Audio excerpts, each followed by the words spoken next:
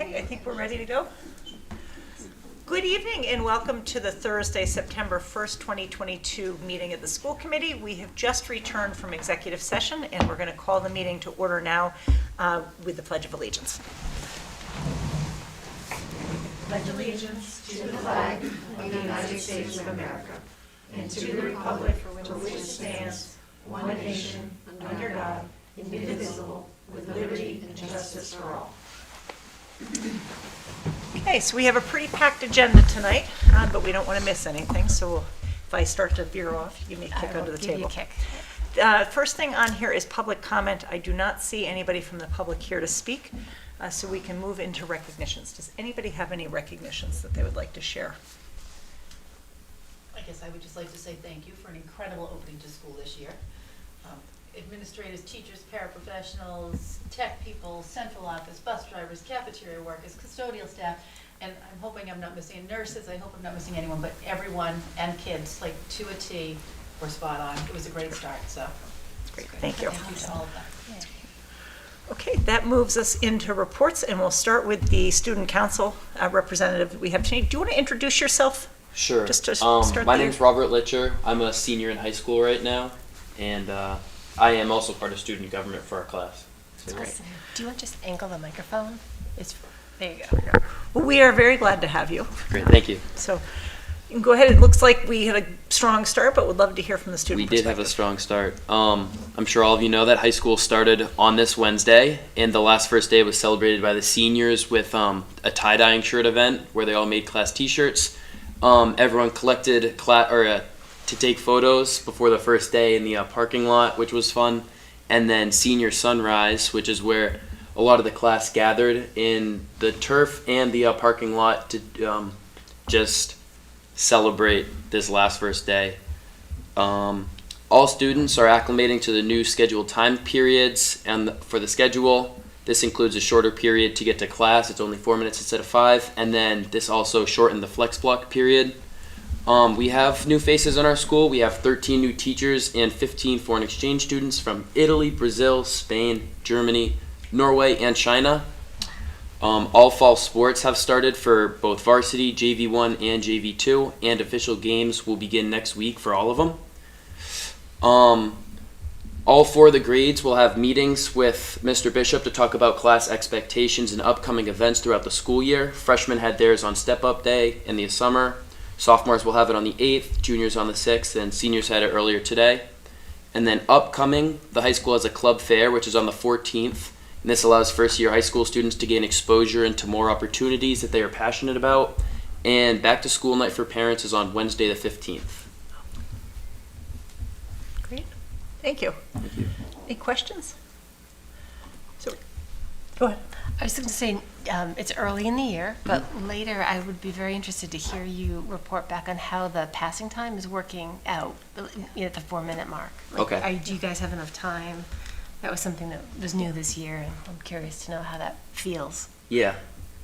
I was actually going to ask the same question, and I don't know how much this got down to the students, but part of the reason it got shortened from the 5 to the 4, which I know makes the time of each class look a little bit wonky, but was because we needed to make sure we were meeting the structured time on learning requirements for the state. It wasn't just sort of an arbitrary, let's see how fast you can move from one wing to the other. Yeah.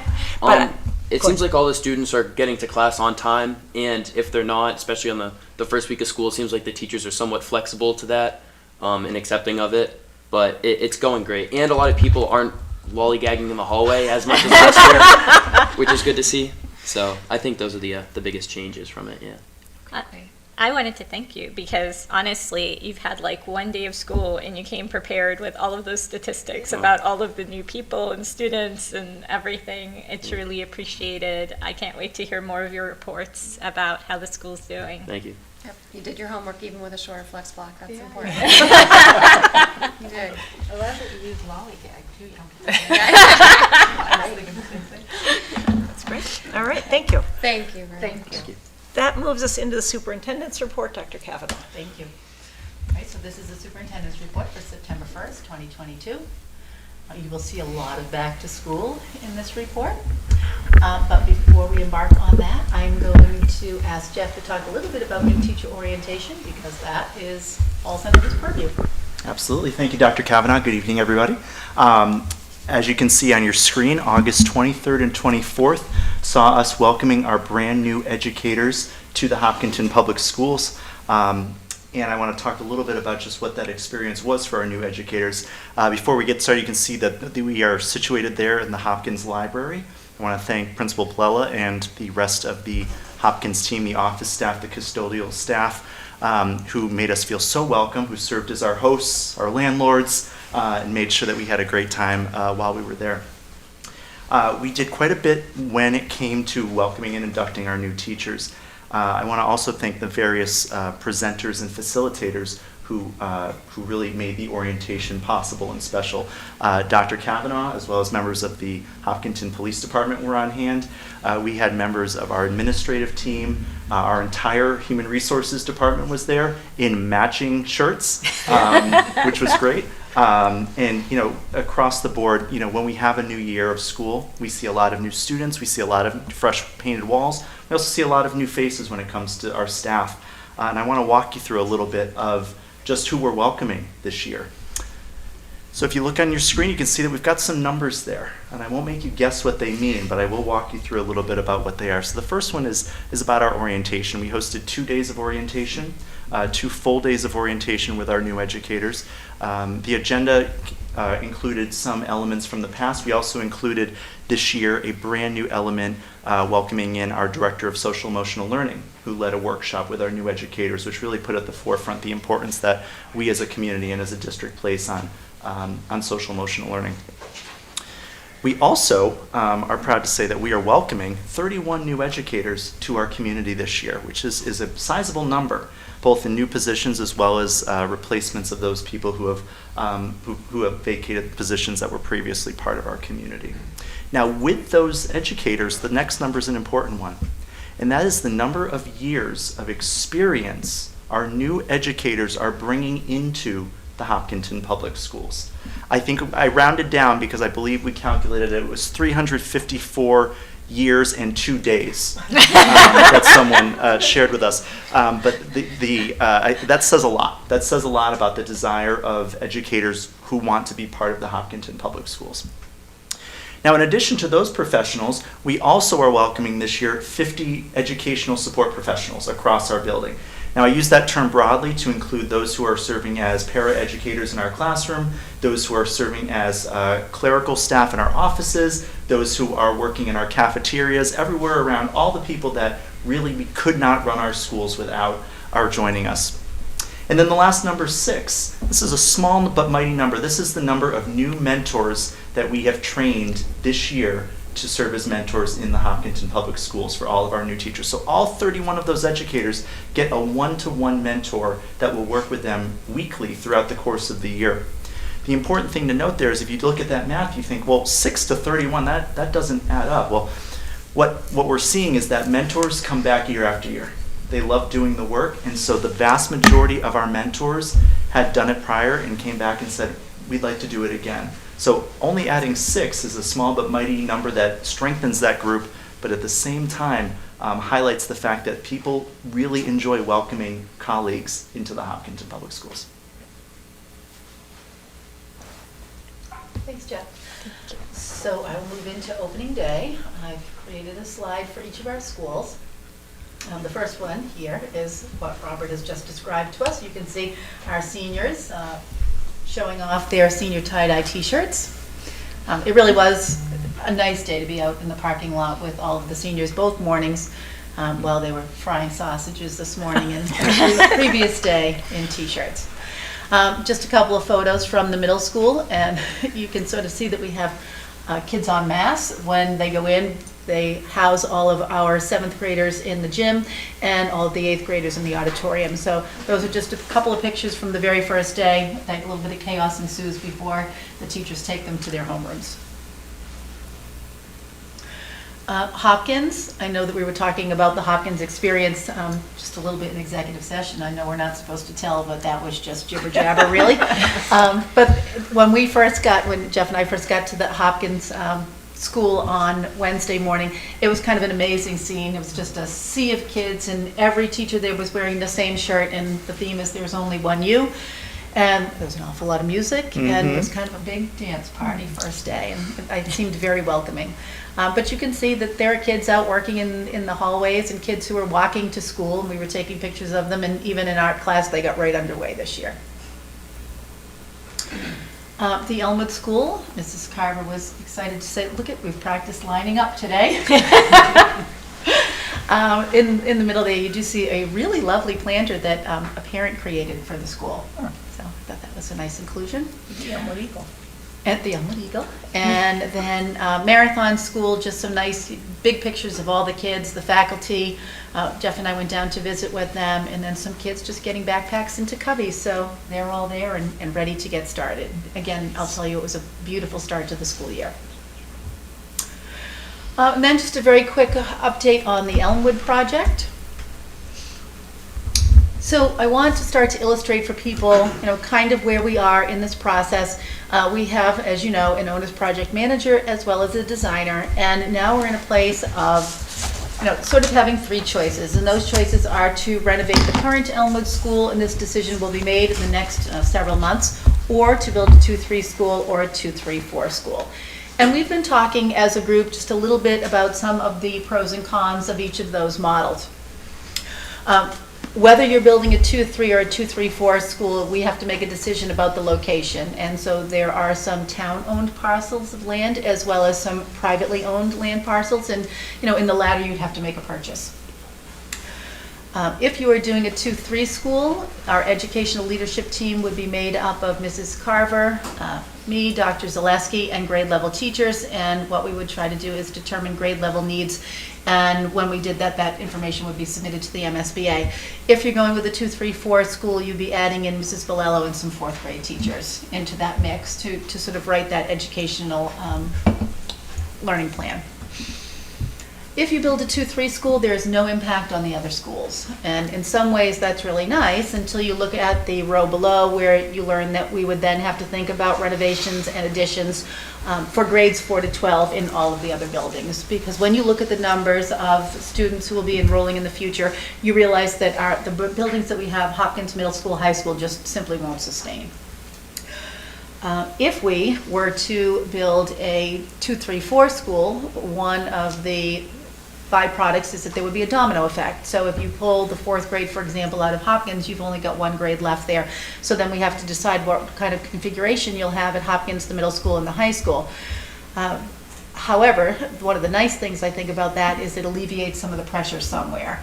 So when you pull a grade level out, you are either like letting up on some of the pressure at either Hopkins or the middle school or at the high school.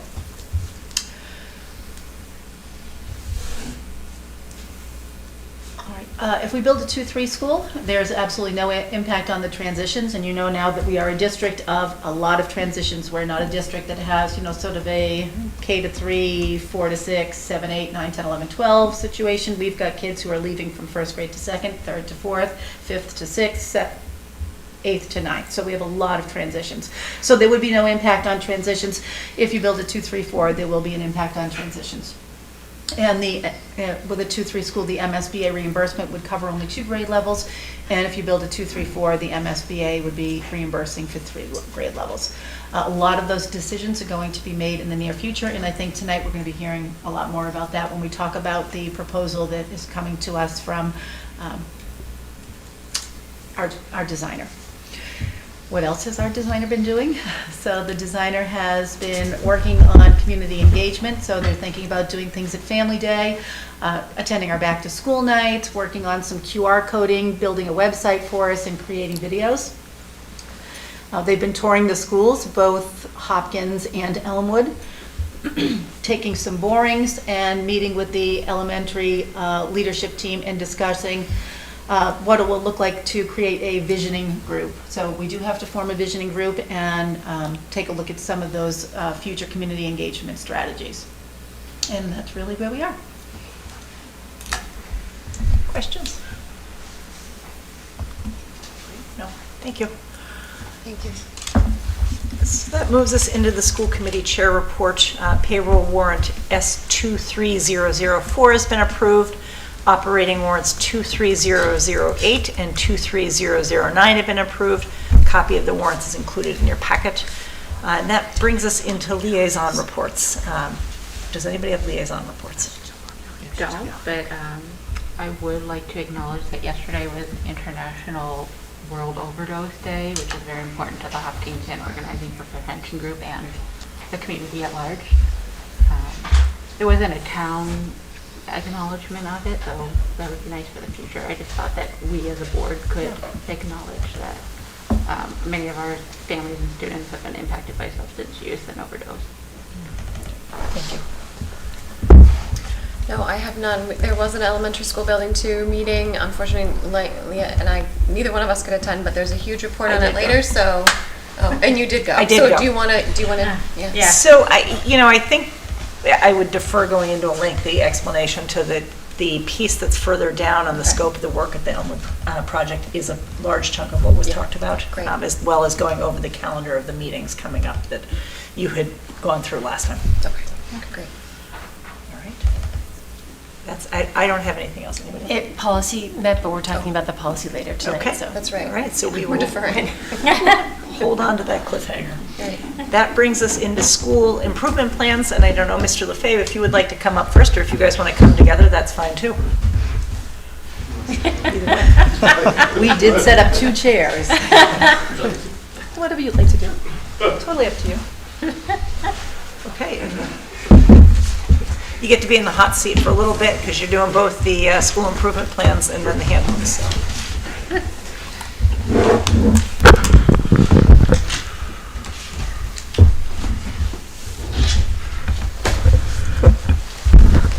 All right, well, thank you very much.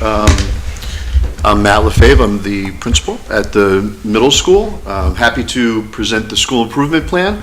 I inherited most of this plan from Mr. Keller, but did write the final draft. And I guess before we start to present it, I will say this was a great way to get to know the school and to get to know what some people think are some items to be focused on for this year.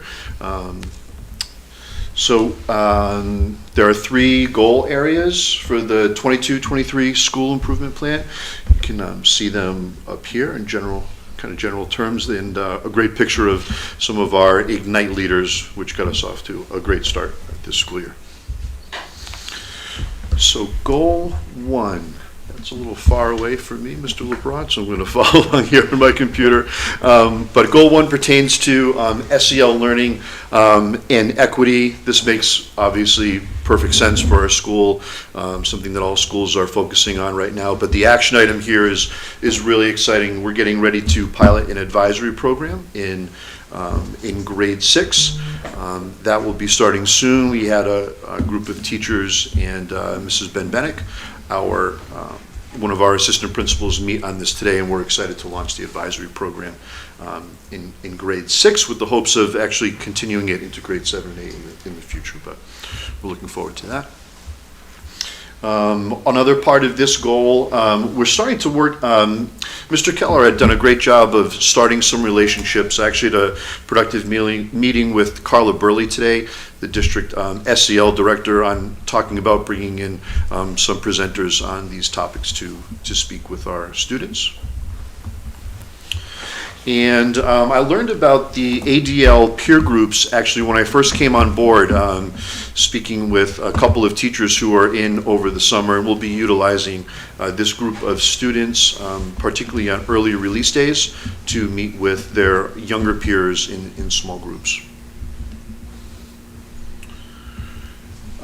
This portion of the goal, as you can see here, really gets to the heart of some data that's been collected over the years. This was also part of my meeting with Ms. Burley today. So we're starting to dig into the HSA data with our counselors, not only to look at that, but how we can put that data into action in counseling appointments as well as in classrooms. Goal two is specific to curriculum and instruction. Target writing within each discipline was presented to the various academic departments at the middle school at the end of last school year. So we're looking forward to diving deeper into that practice this year. And this, I'll be honest, this is really important to me. I was happy to see this in the school improvement plan, and through the work in our PLCs as well as department and grade level meetings, just making sure that everyone is receiving a guaranteed experience across different sections of the same course. Spoke earlier to the use of data. This was one of the focal points of our opening day for the entire K-12 staff. On the right, you see various forms of data that we will be looking at. Not only HSA data, as mentioned earlier, but MCAS and other assessment data to guide our practices.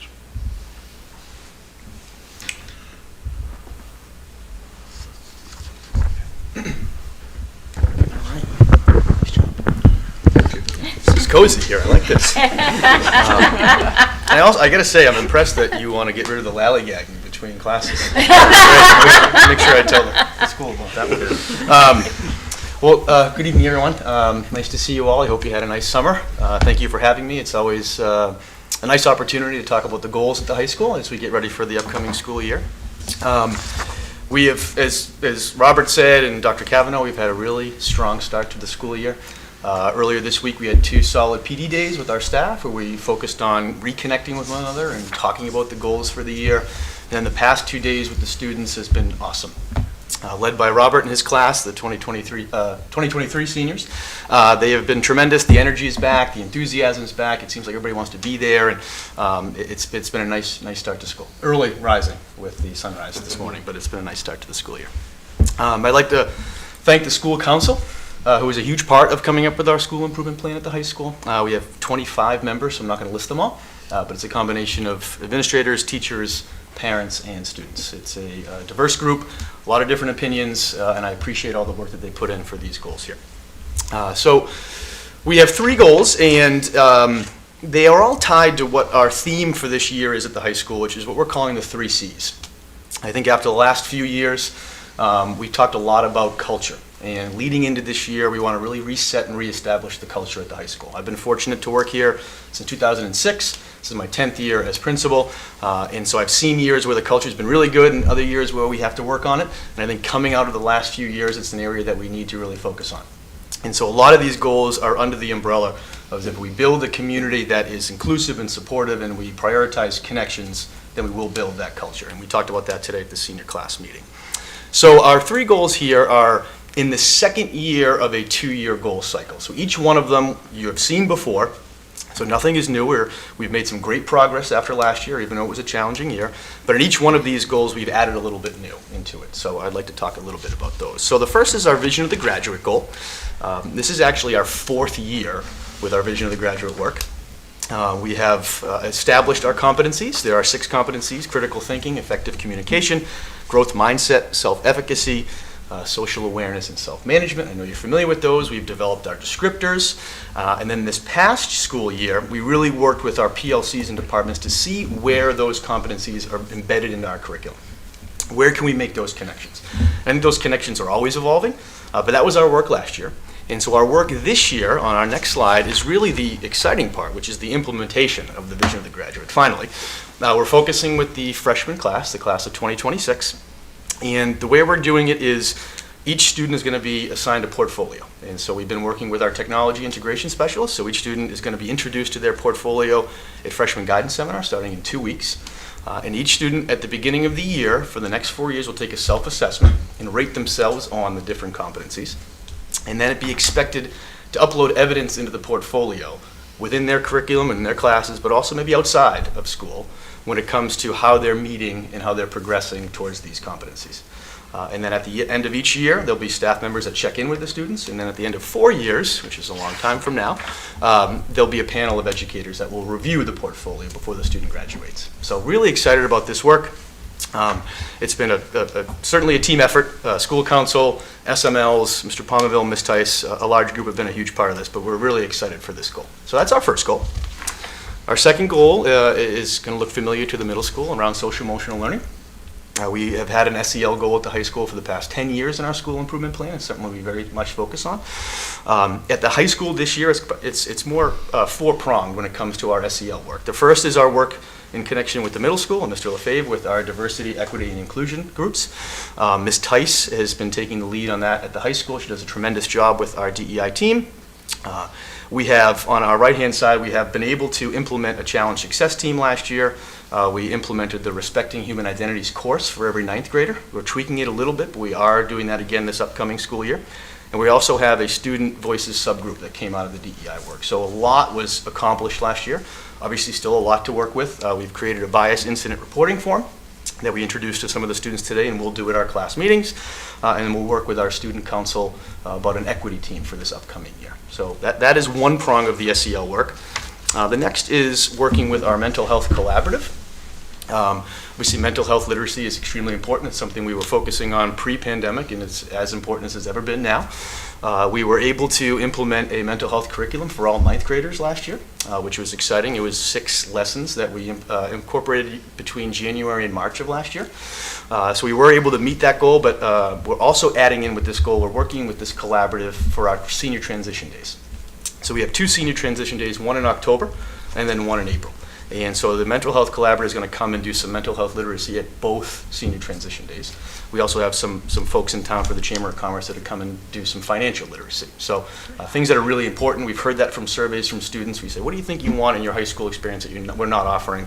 And always mental health literacy and financial literacy. So those will be opportunities in October and April for our seniors. Another prong of the SEL work is around looking at our schedule. We surveyed students a number of years ago, I think you all remember, about is our schedule meeting their needs. And the flex block came up. We need some more time during the day to be able to either meet with teachers, catch our breath. So last year was the first year of our pilot with the flex block. I would say, I can let Robert talk a little bit about that if you'd like to. I think it's been a success. We surveyed both students and staff at the end of last year. We had 90% of students felt it was useful and beneficial, and 92% of staff. So this is going to be our second year of the flex block. There's been a few things that we've done to tweak it a little bit, but overall we're excited about the flex block and what it offers for our kids and our staff. In addition, with this goal, we've also established a geometry and ELA lab for students who might need additional support in those classes as they prepare for the MCAS. And our tutoring center is now going into its second year. We had 130 students over the course of the year last year that were scheduled into our tutoring center. Some for 5 periods a week, and others for maybe 1 or 2 depending on their needs. So really exciting work when it comes to our tutoring center. And then our last prong of the social emotional learning goal is working, like Mr. Lefebvre said, with Carla Burley and Dr. Zaleski when it comes to our Tier 3 interventions. We have administered the HSA data last year. We'll do it again this year. We're still digesting that right now to figure out how we want to kind of bring that forward to staff. We've also had the most recent Metro West Adolescent Health Survey data come through, which for the most part, a lot of our percentages came down from the 2018 survey, which has been nice to see. So some of the efforts that they're putting forth have been working. Some of the areas that we need to work on, there's students reporting some symptoms of depression, especially with our upper class females, something that stood out to us that we need to work on, as well as the victims of cyberbullying is up. Other than that, most of our percentages were down. So those are 2 areas we're going to look at when it comes to some of our tiers of intervention. And of course, working closely with Carla Burley and Dr. Zaleski. I met with them yesterday. We have a kind of bi-weekly meeting to look at some of the data with our START program and Empower program. So that is that goal. And then our third and final goal at the high school is around curriculum instruction and assessment. I think after the last few years, we pride ourselves on having a guaranteed and viable curriculum. We've worked a lot with common and formative assessments, but when we had a year when it was mostly pass-fail, we've had a lot of absences. We haven't had opportunities for teachers to meet in person that often over the last 2.5 years. I think we need to take some time this year to update, revise, and get aligned with our curriculum, with a particular focus on grading. So we want to make sure our course partners are offering the same amount of assessments as their course partner, their grade distributions are aligned, and generally speaking, we're common when it comes to our course partners. And so that's one aspect of our curriculum instruction and assessment goal. The other is around disciplinary literacy, which I know that was a goal of ours last year.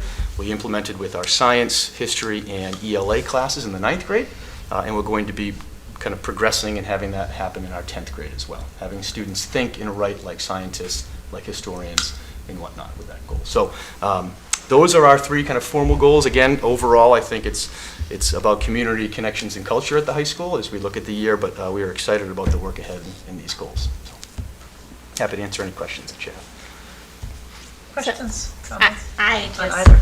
yeah, I just always love the vision of the graduate when you bring it up. This morning, I had an interview for work. I ran an interview. And you know, one of the big things that we looked at, because people have to present in front of our customers, is you have a mathematician come in who can create a presentation and can explain everything at a high level to somebody who doesn't quite understand the details of the math and have them understand what they're actually doing, right? And that level of communication is hard to find, right? So somebody walking out of high school with the ability to communicate math concepts, for instance, in that kind of way, immediately puts them in a position to be able to succeed after they get out of college. So I love everything about the focus for this. And I love seeing it come back after all the COVID stuff for the past couple of years, to see it kind of surfacing again. Thank you so much. So not so much a question, just happy to see it back. And I love the portfolio. I mean, the way you've chosen to implement it and carry it through from these 9th graders and let them self-assess and kind of monitor, you know, and have those checkpoints, because I think we all sort of live our lives, and when you have a checkpoint that forces you to think, wow, am I evolving in the areas that are important to me? It really forces some, sort of planning and reassessment and restarts where you need it. So I love that. I like that the focus isn't just on educational attainment, but like actually being a person of the world, which is kind of what you need to do when you leave school. So it's kind of wonderful that they get to think about it for 4 years, like what kind of person do I want to be? And that's kind of fantastic. So I'm happy to hear about it. I had a question. Did we always do the October transition days for seniors? That No, feels like so a we new started thing. that last year. Okay. Yeah, and it was a success. That's great. So it's a half day.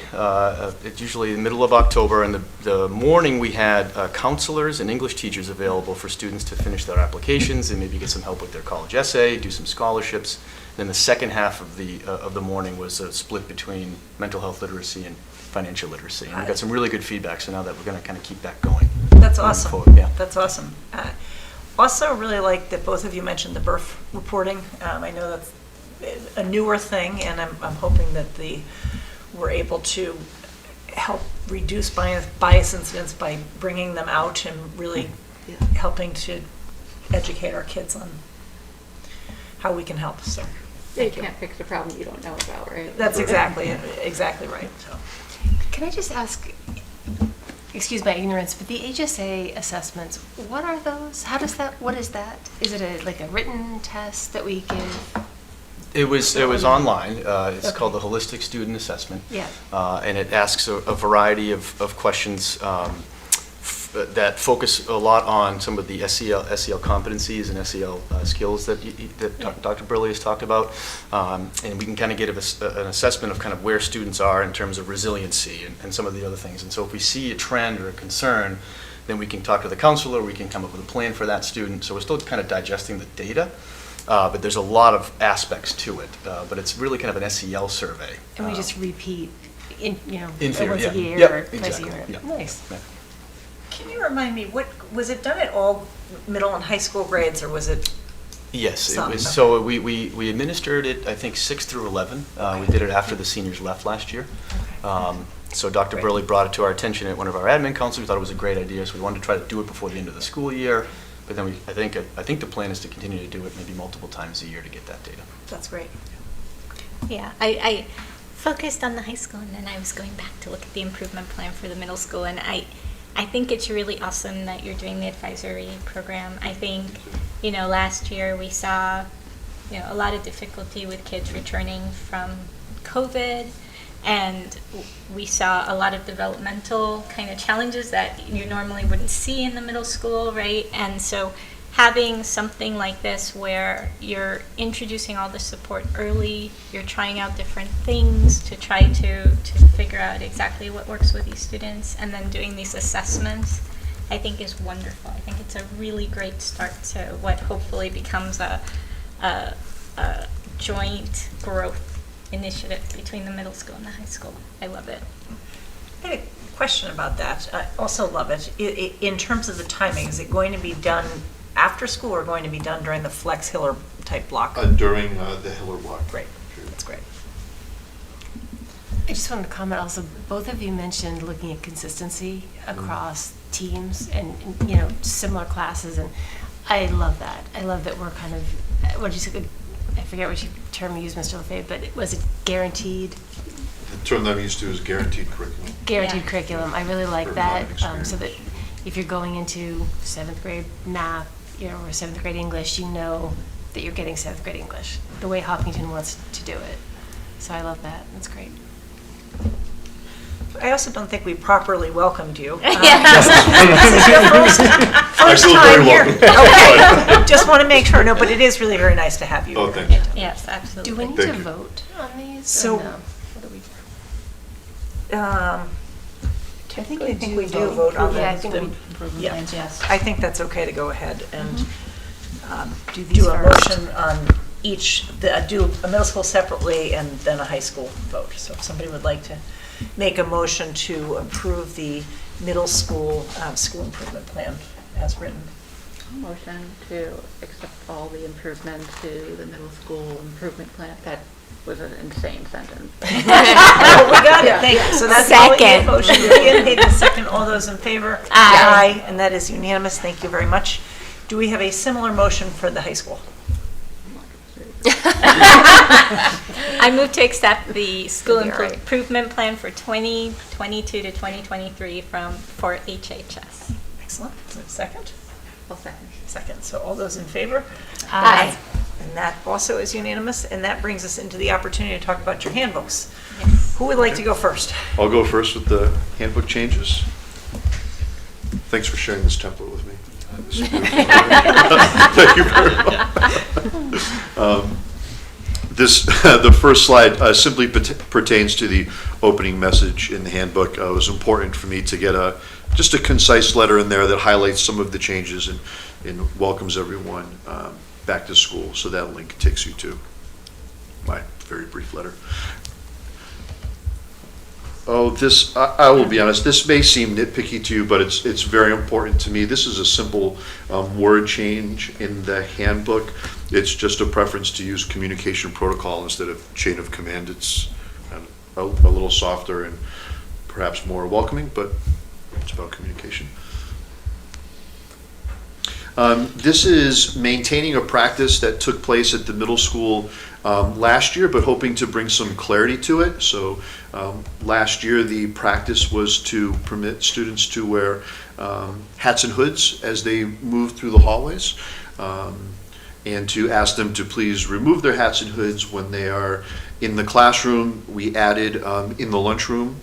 This year, I had received some feedback that there were some distractions as a result of hats and hoods at lunch.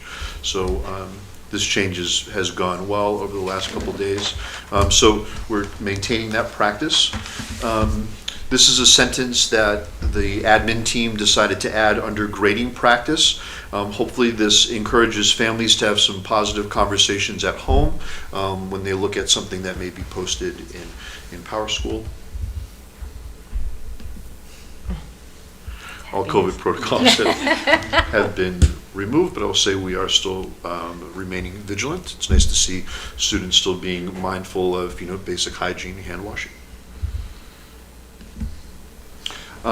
This new language being added, I think, is common in both buildings. It has to do with supervision and acceptable behavior during all extracurricular activities, whether they be clubs or athletics. Mr. Keller had sent a letter to the middle school community last year in March that I thought was very well done. It was well received by teachers, and obviously there was some adjustment there for students.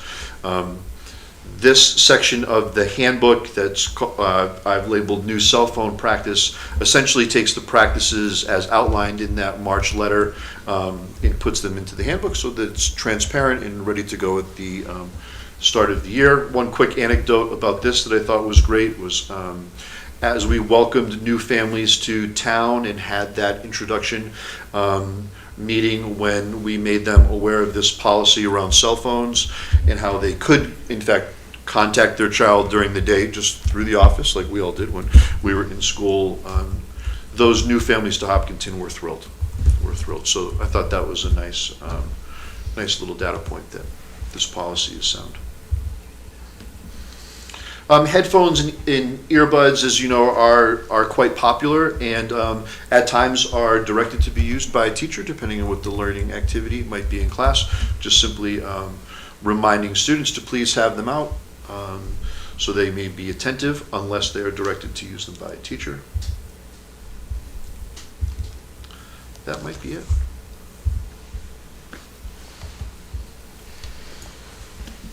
I love the cell phone policy, and I think not even in like a punitive sense or as, just to encourage people to have that focus for a period of time. I think we all, I need a cell phone policy sometimes. Like we just put it away and you're not like thinking, oh, I have to check this or did I get that email? And encouraging that kind of behavior where we can focus and then we can check in later. I love that. I hope that goes well. Thank you for that feedback.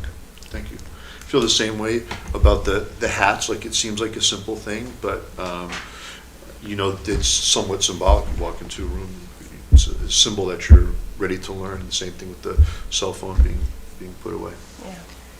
So I really like most of this, but the hoods kind of have me raising an eyebrow a little bit, and only because there have been some cultural implications in the past to saying, you can't wear a hood, right? Like, there's hoods tend to be used by kids who have a lot of anxiety to kind of hide a little bit. They tend to be used as a way to kind of,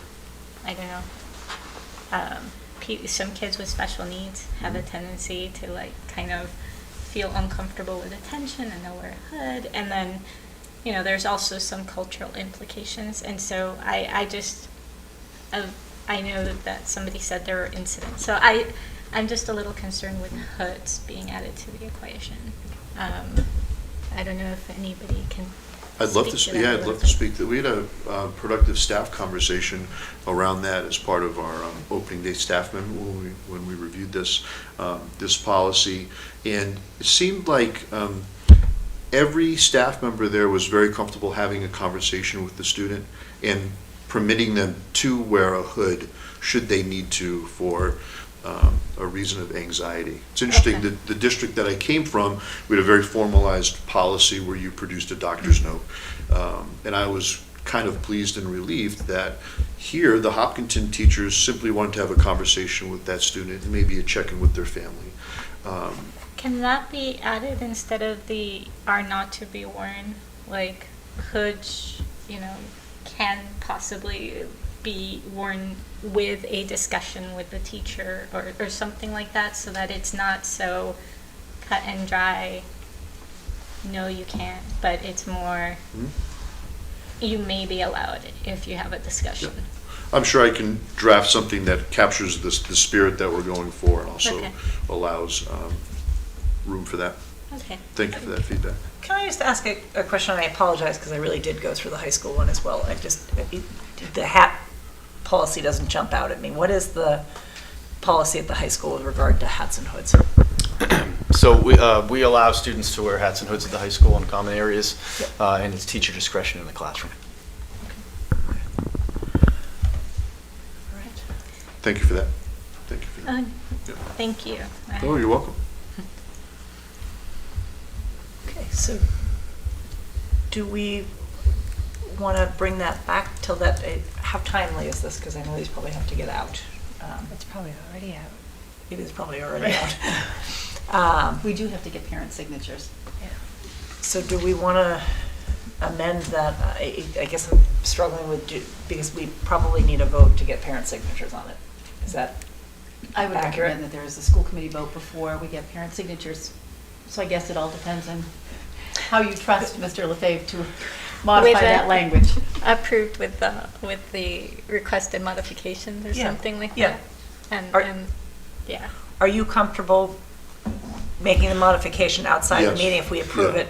with Yep, that? I have trust in the staff that they will maintain that practice of having, a really informative conversation with the students. So I'll probably get some input from them to make sure that the language captures both what you're looking for and also their practice.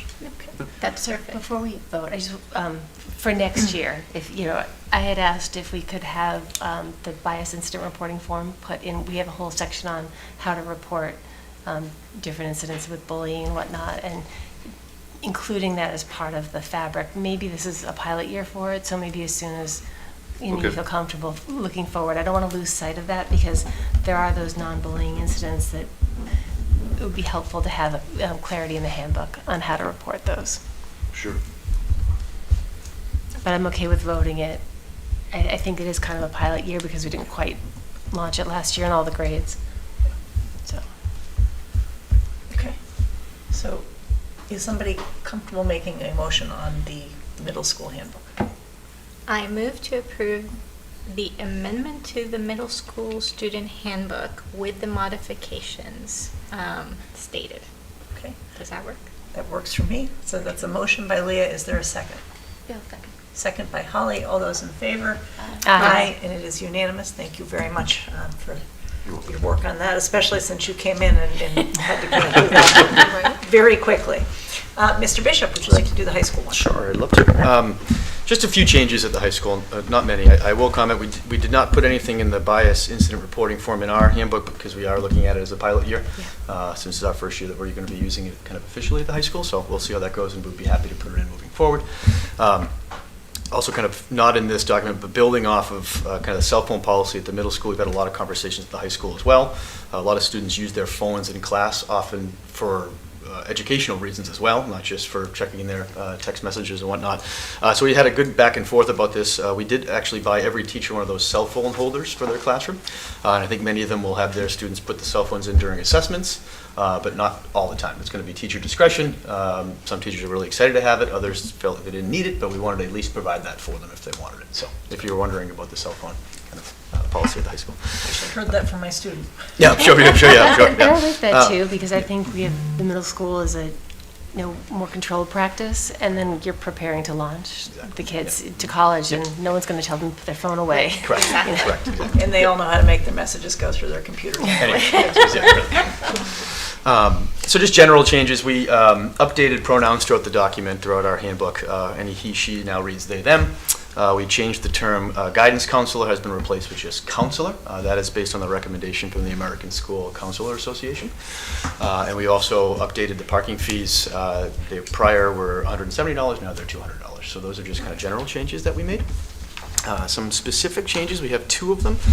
So each year, as we're dealing with situations that come our way in the office, we make notes about what we might want to address in the summertime when it comes to looking at the handbook and making adjustments. Unfortunately, last year, I think this was not uncommon to other schools, but there was just some unusual behavior that was going on at the high school that we were constantly having to address and call parents and talk to students about. First was around bathroom behavior. So this is the standard language that we've had in the past, and if you go to the next slide for me, Mr. LeBron, thank you. We added this second part. Now, to some, this might seem obvious, but it's something that we had to be very clear with our students about and families. So I'll read it really quickly. It says, in addition, the expectation is that no more than one student is in a stall or individual bathroom at a time. If a student are found together in a stall or individual bathroom, they may result in consequence and deemed appropriate by the administration, and parents may be notified. So that was, again, something that was unusual. We hadn't seen that before, but it was something that we were seeing. We had 2 campus aides last year that were kind of walking around the halls and making sure students were where they were supposed to be, and noticed there was oftentimes a lot of our multiple students in our gender-neutral bathroom or in the stall together. And so for variety of reasons, and so we addressed them each time that came our way, and we wanted to put something in our handbook that if that were to be the case, especially multiple offenders, we'd have the opportunity to talk to parents about what was going on with them. So that is one change.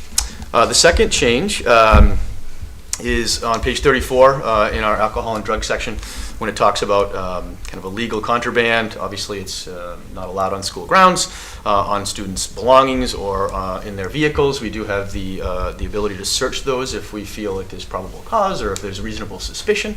We would never just search a student. We'd have to have some type of reasonable suspicion. The new updated language on the next slide adds that if a student refuses to allow administration to search when we have reasonable suspicion, they will face the same consequences as if they were to be searched and had the contraband on them. We saw that kind of becoming a theme last year, that students refused to be searched. And so we wanted to kind of, obviously we want to make sure everybody's safe. This policy in place is just for safety, and we had some good conversations with parents, but we wanted to put something in there that if someone did refuse to search, again, when there is reasonable suspicion, that we have this at our disposal.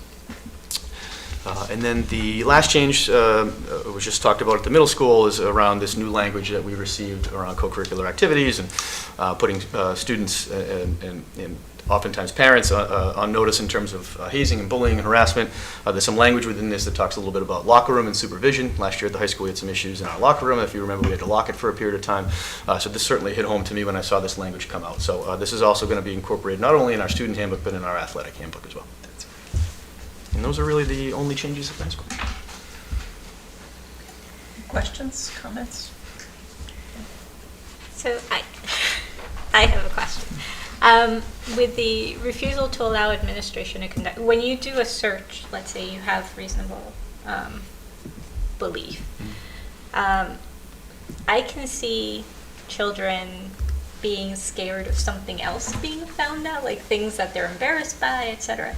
Do you have like some kind of private way that you do these searches so that the students, if there's other stuff that they may not want to be kind of as public? Sure, yeah. So anytime that and again, we don't do it a lot, Right. But when we feel there's a need to search a student, oftentimes we have a counselor involved, that student's counselor, as well as another administrator in the room. So there's usually 2 to 3 adults, sometimes the nurse is involved if we suspect the student might be under the influence, and always behind closed doors in the office. Okay, perfect. Thank you. May I ask along those same lines, and please feel free not to answer if it's not something that should be on camera, but do we ever bring the dogs in from the Middlesex County anymore? We haven't brought the dogs in since 2018. Okay. Yeah, that was the last Yep. time we did that. It's not something that we're opposed to. It's certainly something that we can consider. I think when COVID happened, I think a lot of things obviously changed a little bit. I was just curious. Yeah, and I guess not to get too into this, but we're not necessarily seeing some of the traditional things that some of those dogs would find when it comes to some of the things that we're finding in our searches, but certainly something we can consider moving forward. Yeah. Seems like very appropriate changes. I in some cases don't want to know what prompted them, but otherwise it looks good to me. Great. Yeah. Yeah. And the pronoun changes are great. Thank you.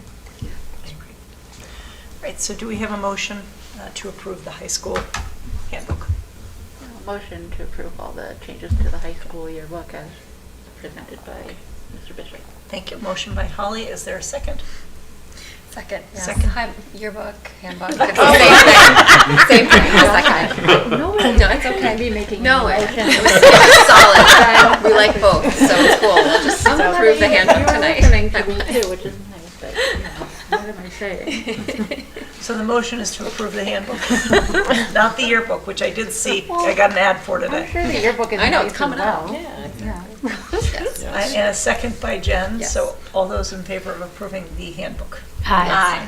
Okay, so that is also unanimous. Thank you both for coming. Thank you. very And much. generously spending your time. You can. Can I say a quick thank you to the HPTA before we go? I know that I'm new here. We were amazingly well fed during the first few days, so I do want to say that I've enjoyed meeting those folks quite a bit. So. They are tremendous in our district. We are fortunate to have their support, volunteer-wise, resource-wise. They really are great. And this is a plug for people at home that would like to become members to support the HPTO. It is on the hptonline.com. And we were very happy to have you in front of us for the first time, and we can't wait to hear more from you. Thank you. Appreciate that. Glad to be here. Great. Thank you. All right. So that brings us into the ESBC scope of the work for the Elmwood project. I do believe we want to bring in remotely Compass, correct? Thank you. So just, this was the piece that was discussed at the ESPC meeting that I didn't want to overstep by. It's great. I'm glad this is on the agenda because that was tricky when the date changed. I was like, I don't know if either one of us can be here now, so. Yeah, thank you for showing Yeah, I up. appreciate Yeah, your that's, help with that. That's amazing. Thank you. But it's nice to have these folks here to go beyond at least what my technical level is. All right, so Dr. Kavanaugh is going to invite Compass in remotely, and we also have Mike Shepard and John Graziano and Tim Person here to help. It would be good to have you up here, I think. Do you want to scooch around? Yeah, we can make Yeah, more we room. can make more room. We can bring a couple more chairs up. We're friendly. Yeah. He's in the waiting room. Oh, wait, okay.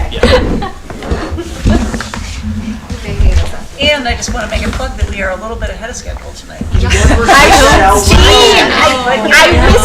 guess it's a warning, not, Nancy, I whispered it to Jen because I was like, Okay, I so if shouldn't it's say changed, it. you Oh, I don't know. It doesn't really matter. It's near me.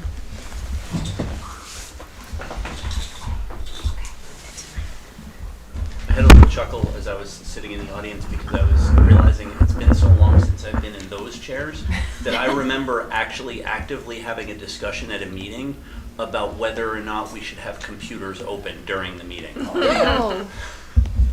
Yeah, well, once you're finished up with the ESBC, you could come back to this side of it. I don't think I can do that. Nobody comes back after a break, right? Never. There is some precedent for it, just.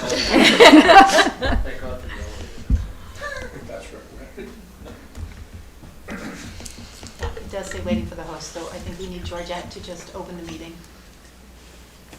I'm going to shoot her a text.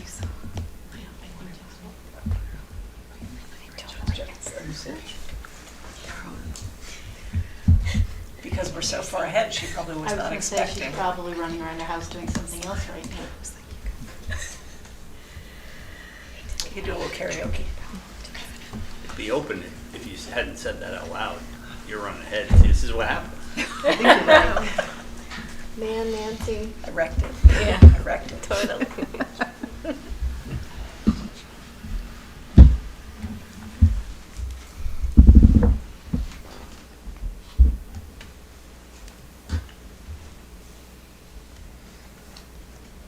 And you said he's in the waiting room. He's in the waiting room, yeah. Do you want us, while you're setting that up, to do one of the quickies, like the ratification piece? Take that. Oh, let's do that, yes. And while that's being, that'll keep us flowing. Yes. Okay, so we're going to jump ahead to item E, which is ratification of the memorandum of agreement with the HTA Unit C, which is the nurses. And Dr. Kavanaugh, if you just want to do a Surely. little blurb. Yes, so this is not the formal nurses contract, this is just a memorandum of agreement to that contract. We set up a sick bank with the Teachers Association for anyone hired after the year 2013. If you want to join the sick bank, you have to sign on immediately, and we're extending this opportunity to the nurses as well. And so we are looking for you to ratify that memorandum of agreement tonight. So, and in full disclosure, we did discuss this in executive session. I also just want to say that I am a large proponent for this. I am glad that we're able to extend this not only to our teachers, but to our nurses for their benefit. I move to approve the MOA with HTA Unit C for 2022 to 2025. Okay, is there a second on that?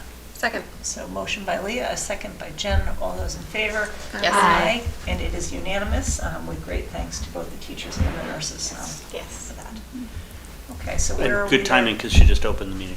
Okay, perfect.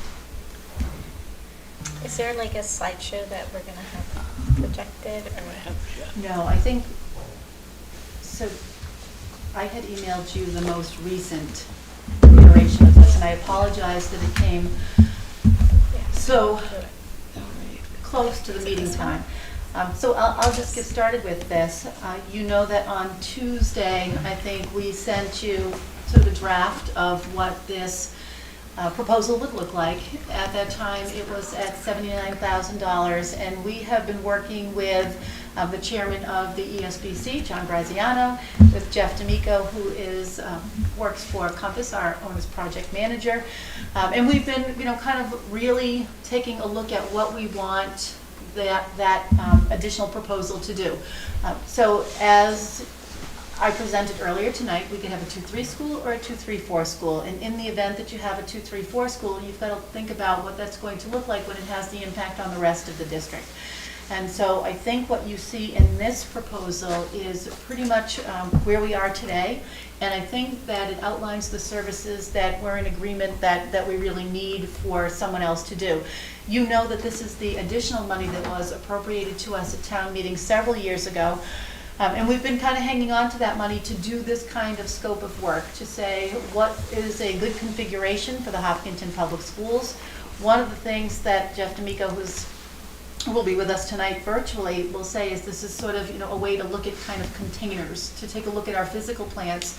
And then the role that the schools play in this is that we really start to drill down and think about the developmental nature of kids, what our programs need to look like. If you have those kinds of programs, what kind of spaces do you need? And so a good example might be that, if you have 6th grade kids, they are further on in music programs than they are in grade 5 or in grade 4. So if you were to move 6th grade, say for example, down into the Hopkins School, what would you need to do with music spaces, or what would you need to do with robotics? Because those are the kind of programs that our 6th graders have access to that they don't have access to currently in that physical plant. So that's the kind of work that we will be doing in tandem with Perkins Eastman, while Perkins Eastman also does work for us and looking at a 2-3 school as well as a 2-3-4 school. So it made sense to us, we thought, to have the same designer working on both ends of this, working on the MSBA project alongside the bigger district reconfiguration. So one question, and it may have been asked at the last meeting and I missed it, is how much again had we appropriated for the whole school study? 80,000, and now we're down to I think 41,500 with this revised proposal. And can I just, sorry, Yes, no, I through handed it over the to you chair, because- I just, one clarification point I want to make, because I think sometimes the language in the proposal can be a little confusing. So this is not in any way an expansion of the scope of the remit of the elementary school building committee. This is, from our vantage point, this is an administrative efficiency.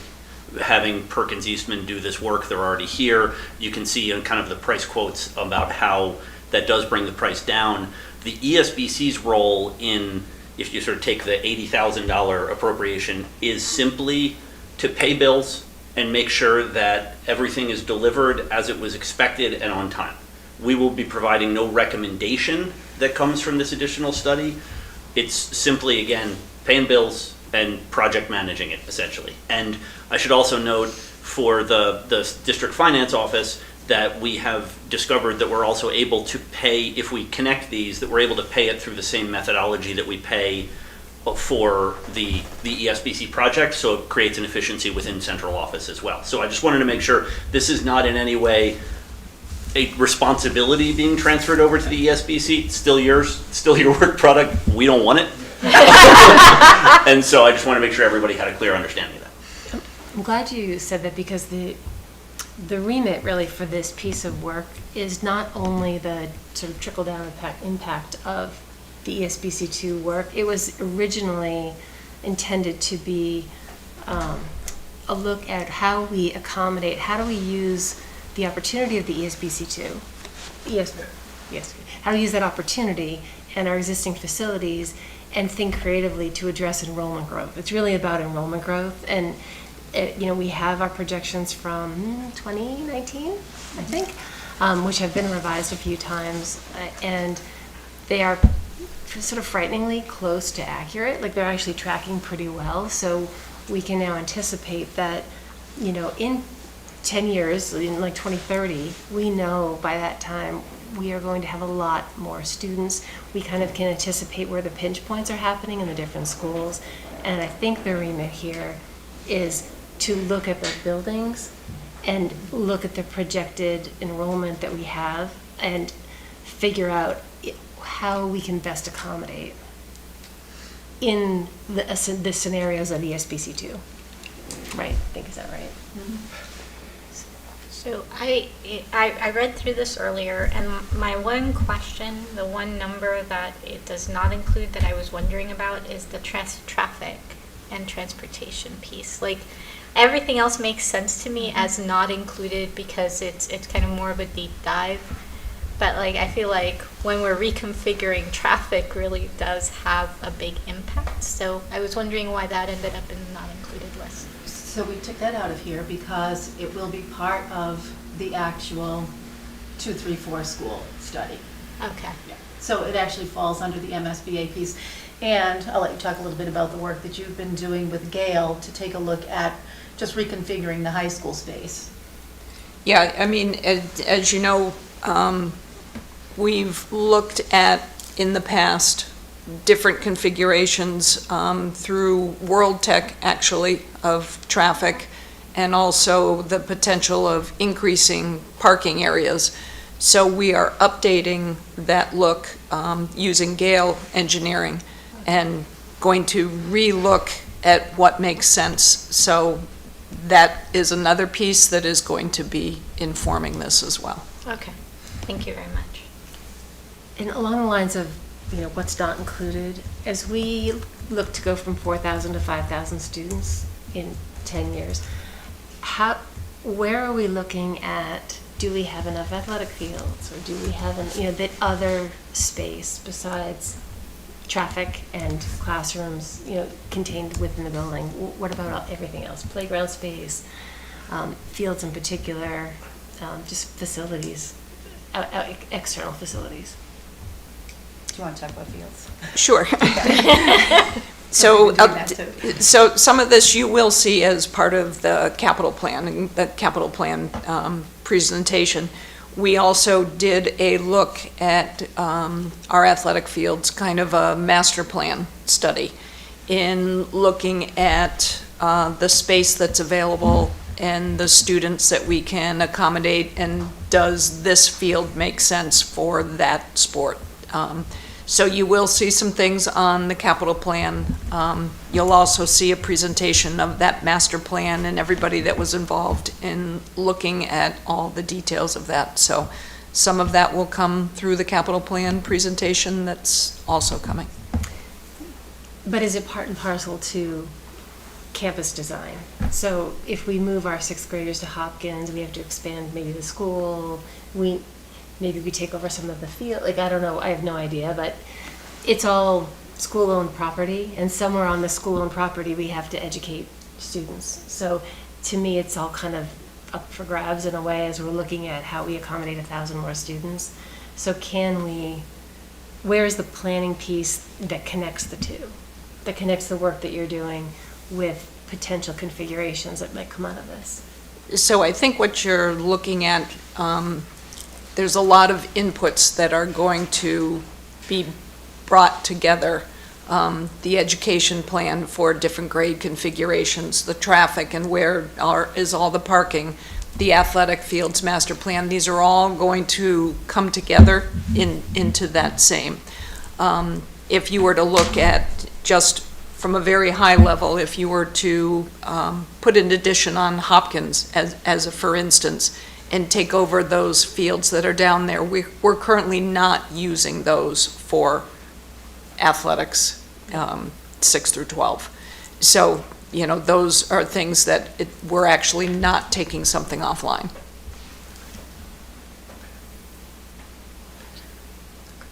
Can I ask a follow-up question to that? There was, I can't remember, I'm racking my brain, the name of the study that came back that told us, for example, the cafeteria is too small, there's plenty of space in these classrooms. The full facilities weren't included necessarily in that study, it was just the buildings themselves, not the entire campus. The ones with the little dots of red. Yes, there was like red and blue, I can't remember what the name of it is, but. It was a capacity. Thank you, yes. Like this guy? That was back in 2019. This one? Okay, With the- yes, yeah. yes. And that was just strictly building capacity, that particular study, okay. It would look at what was that space, a cafeteria space, a classroom space, a library space, and then it would say for that student population, is that an appropriate size for that classroom or library or cafeteria for the student enrollment? Right, And right. if it was great, you'd get green, and if it was not so great, you'd get red. Okay, and that didn't take into account for like what Amanda's asking right now, it was just strictly the building itself? Or was it external, just the building No, itself? just the Okay, buildings, that's okay. correct. And will that be an input? Is it assumed that that piece of work doesn't need to be redone because it was done with the enrollment projections, roughly? Right, it was done with current enrollment, I think. Yeah, it will be redone. It will be Yes. redone? Yes. Okay. Yeah, one of the things that I actually really liked in the report is that it says it will include any potential additions or renovations that are suggested in support of the changes. Yeah. So, yeah, because that was one of my concerns too, was, okay, so Hopkins goes from 4-5 to 5-6. Well, it's still got the same number of kids, and so that space is still too small. So it doesn't, right? So I'm Same really number plus whatever grows in. Right, exactly. So I'm really glad to see that they're going to give us kind of a detailed thought of what we do need to do as a holistic view. Do they also look at like stairwell traffic and sort of the common space? I know in the high school there are a lot of bottlenecks, like the stairwells get really crowded. You can look at the classroom, you can speak to this, probably. Stairwells crowded during passing time. I mean, it's in the hallways, if we add, however many more kids are going to be in the high school in 2030, we're going to need more traffic flow of humans. Is that part of the So study? this is where I'm going to test how well Jeff can hear us. Jeff, are you hearing all this? Yep, I'm hearing everything that's being said. Okay, John, do you so, want to flip 'em around? oh yeah, we can turn you around so everybody can see you. Here's Jeff. So, I'm entertaining staring at a curtain. yeah, again, Jeff D'Amico from Compass Project Management was good enough to join us tonight. So Jeff, I'm wondering if you could take this question in terms of if the study will include things like stairwells and hallways and traffic capacity for those numbers of students coming into the building. Yeah, sure, it's a great question. I mean, I'll start with that it's not a full code upgrade study. So some of that stuff would fall under a code analysis of the building. Right now, we're looking more at the physical plan in terms of containers. Widths of hallways to be either captured as space or not, I think is something we could certainly look at and ask the design team to incorporate. I don't think that's going to be a big lift. If we were to ask them to drill down to do a full code analysis throughout the building, that would be a much larger request, but I think looking at a capacity throughput is probably something we could add into the process and talk with Perkins. Okay, thank you. Thank you. And Dr. Kavanaugh, I'm not sure how relevant it is, but when we wrote the SOI for the Elmwood project, we did note that stairwells were really congested. Yeah. Like, if you think that they're not good in the high school, they're a lot worse at Elmwood. yeah. And so like, in partnership with the container analysis, you said you'll be doing the sort of programmatic planning. So is that a separate will that be done internally? Will we be using an external group for that, or? So because we were appropriated $80,000 and we're only spending, under 42, one of the things I've thought about is consulting with, there's a group of Clean K-12, and they do some really good educational programming. So I was thinking about reaching out to them and seeing if they would like to be part of this process. Nice. And would we be able to spend the appropriated money across? There wouldn't be any restrictions in the way it was. No, done. the appropriation is for the study. So if you have one consultant or 10 consultants, as long as you stay within the appropriation, that's fine. Great. Okay, I'm totally happy with this proposal as I see it. I don't know if anyone else has any issues. And the timeline looks good. I mean, being able to get the final report by mid-December gives us time to digest. Right. And to incorporate it into our January discussions. Yeah, exactly. Yeah, I mean, I said at the last meeting, and Perkins, I was Eastman is very impressive in their, even in, this is another example, they came in with all the community outreach in the previous meeting. Here they're coming in with like, we know this is sort of on your radar, what can we do to support this? This is great. So I appreciate their they're forward thinking on this too. And considering we've only been interacting with them for how many weeks, Like, right? yeah, And right. they're like on 3 the ball. meetings, yeah, It's or really something, yeah, amazing. exactly. Yeah. John probably longer, but. Not that much Not longer. that much.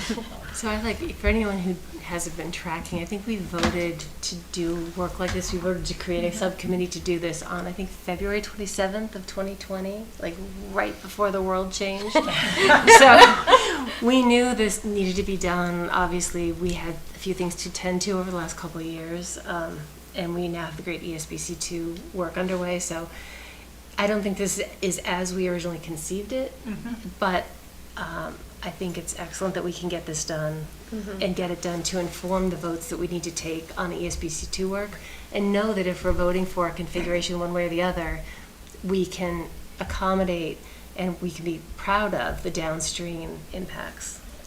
I think one of the big things, one of the big impressions that have occurred in the past is that we're sort of playing catch up, and parents feel like, oh, wait, why are they coming to us now for this addition to the building, for this other thing? Right. So if we get this, and it actually includes, here are the renovations that we have to think about over the next 5 years or over the next, X amount of time, now the parents will feel like, okay, it's proactive, we understand what's going on, we're not just kind of constantly playing this catch-up thing. And I think that's a huge positive. Yeah, for sure. Yeah. I agree.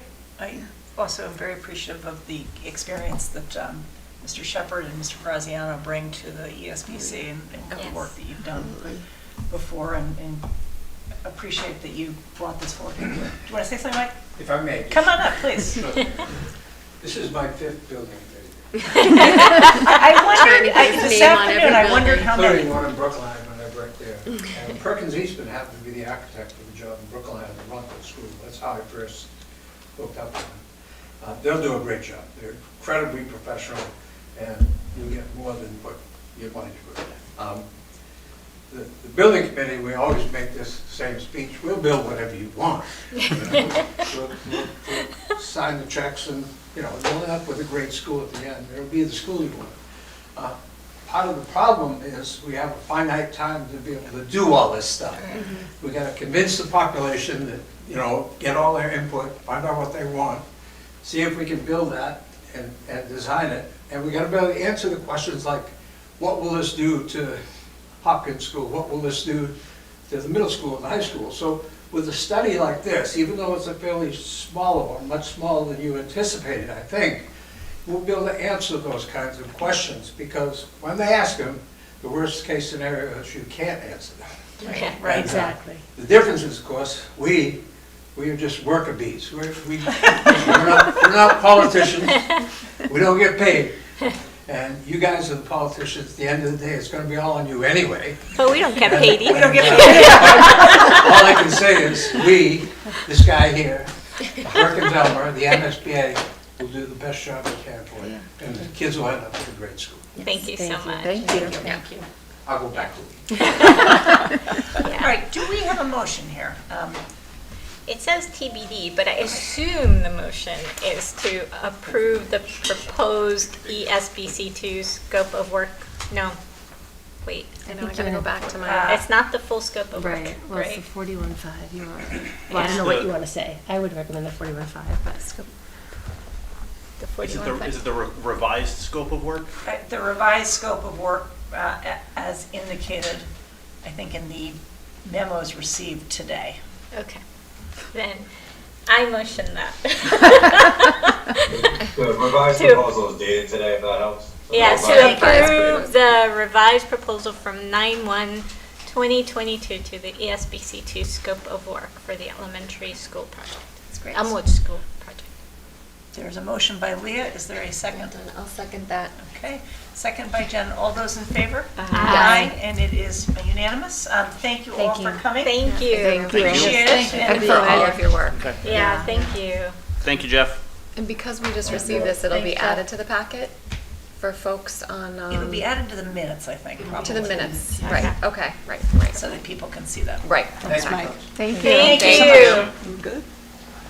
Okay, Thank you, sir. so that moves us down into item, since we already did item E, into item F, which is the policy JLB financial assistance review, which we had discussed about a month ago. And this is the bring back. I'm anxious to see what. Okay, I will introduce this and then I will let the policy working group kind of take over. I did put together a few slides. We've been working on policy JLB maybe 2 or 3 sessions now. So this is a policy that deals with financial assistance in the Hopkinton Public Schools. So what we get from the Department of Elementary and Secondary Education is something called direct certification, and this is how we learn of students who have financial need, or at least this is one way for us to learn of students who have financial need. If you are a family who is not identified through direct cert, you can always apply at the local level for financial assistance. And let's imagine that you are a family who suddenly encounters a need for financial assistance. You can apply the moment that you encounter that need. So what we know from DESE also is that approximately 8% of our students in Hopkinton have some kind of financial need. But locally, right now, we only have about 6% of our students that we are serving. So who are the missing 2% is our question. We're not exactly sure why we don't have that 2% looking for financial assistance, but one of the reasons might be that last year we had free and reduced lunch for the entire year, and this year again we're going to have free and reduced lunch for every single student in really across the state.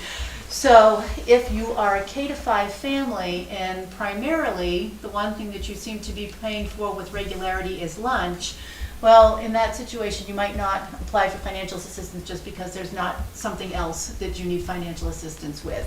But when you get to grade 7, for example, and busing is no longer free, now you have to pay for busing in grade 7, or you're paying for busing and you're paying for athletics, or you're paying for field trips to things like Nature's Classroom, the money starts to add up, and that might be why we have more people who are applying when you get to grades 7 to 12, but we haven't determined exactly how that's working yet.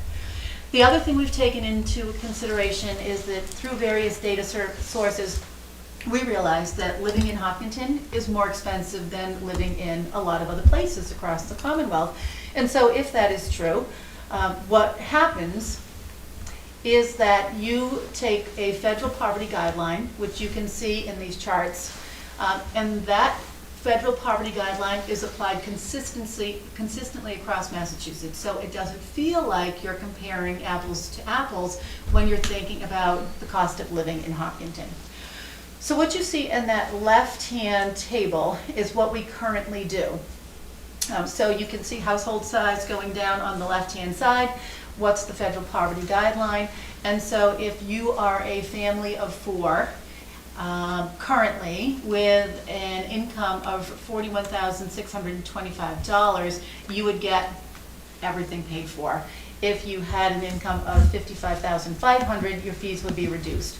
What we had proposed at our last session together was to sort of just move that over by 50%, so that if you were a family of 4 with that $55,500 income, everything would be free at the 200% mark, and then when you get to the 250% mark, which would be $69,000, for example, everything would become reduced at that point.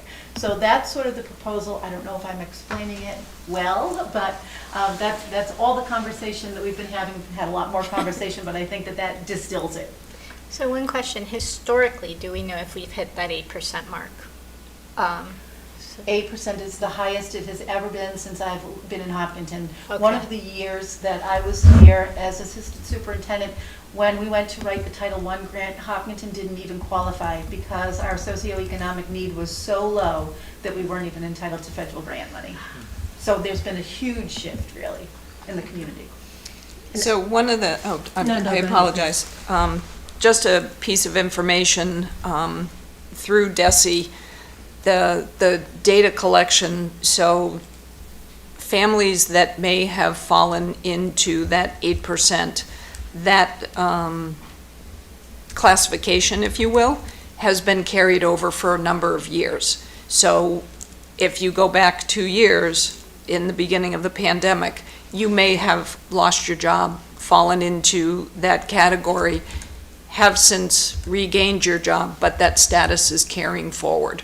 So that could be why the 8% is there, where it may or may not really represent where the community is. It's hard to say, because some of those statuses are kind of on a stay put, if you will. It is interesting, and I hadn't thought of that angle of it. The other thing I had thought of, though, is we have more housing that is below market rate through, we brought our low-income housing up through some of the developments in town. And I would wonder if some of those families have kids that would then trickle into the schools. Yeah, I was just going to add a little more commentary on our discussions, because this looks very simple. We had a lot of discussions. Right. We met several times. There was a lot to talk about. So I think to the point, what we're trying to get at is making sure that all families can equitably access everything that the schools have to offer for our programming, our curricular programming. And we don't want finances to stop someone from being able to go on the class field trip or sign up for jazz band or whatever. So there's the issue of, are we getting enough of the people who are coming to us from the state as identified? And then the question is, does that identification reflect what it really costs to live in Hopkins? So we went through all sorts of different scenarios, and where we ended up here, because we took into account a lot of things you all had said before, we ended up with this concept of going slowly, because we don't know what we don't know. And we know that we want to move forward, and we want to do it in a way that is responsible to our budget, obviously, because the budget's already been passed for this year, but opens the door. And so we can kind of see as we slowly open the door, are we getting those families that we think we had missed? So this may seem like a small jump, but we'd rather go cautiously in a way that we can actually manage quickly without doing a major, without holding up this change right now for a major policy overhaul. Put this in rapidly for this year and then learn. See what we can learn from this. So that was kind of, if it seems like, it's not reaching far enough, or I might have done this, we may have had those discussions, but we came to a place where we want to move forward responsibly. I really appreciate you said that, because I have a lot to say about this, and I would have said I don't think it goes far enough, because we're talking about income and not debt.